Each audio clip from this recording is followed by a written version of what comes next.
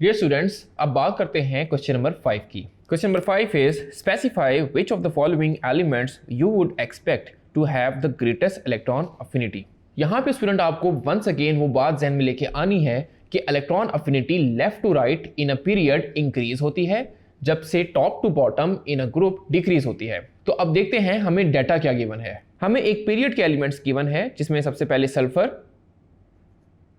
फिर फॉस्फोरस और chlorine given है।